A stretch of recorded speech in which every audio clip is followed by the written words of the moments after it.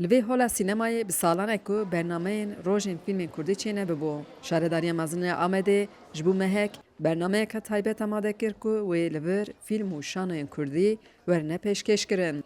Piştî hilbijartina herêmî, çalakiyên hunerî ên bi Kurdî berbiçavtir bûye. Yek ji wan gotûbêjin ser rewşa sînemaya Kurdî û derhênerên dokümanter fîlman bû.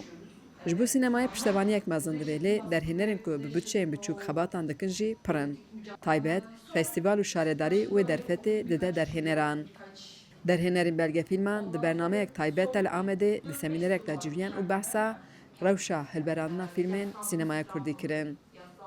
Ji destpêka salê 2000 festîvalên şaredariyan li Amedê bingehek jî ava kir ji bo hilberandina fîlmên sînemayê û gihîştina derhêner û lîstikvanên sînemaya Kurdî.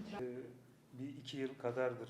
Özkan Küçük, yek ji wan ketkarên sînemaya ku 25 salin li Amedê di nav xebatên sînemayê de cî digire. Küçük di semînerê de behsa serdema qayûman jî kir. û di dema qayûman de rewşa sînemaya Kurdî ji bo dengê Amerîkayê nîrxande. Ali sinemayı da em zêde tir hin tişt sekinî. Hin karên ku pêşketibûn ew sekinîn. Çêkirina fîlman qers bû, kêm bû. Perwerdeyiya sinemayê nema. Li salonan temaşakirina sinemayê kêm bû.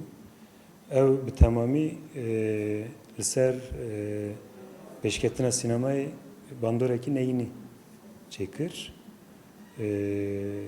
Aniha jî piştî qayûman hin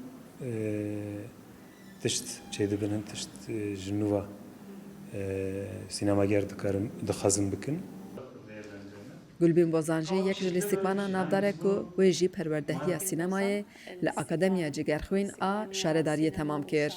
Sinema biçekî aborî dixwaze, sinema biçekî finansmanekî dixwaze, karekî zehmet e, yani awqas kesan bînî ba hev, organizasyonekî çêkî, em bihêvîne şaredarî piştgiriye bide me wekî berê.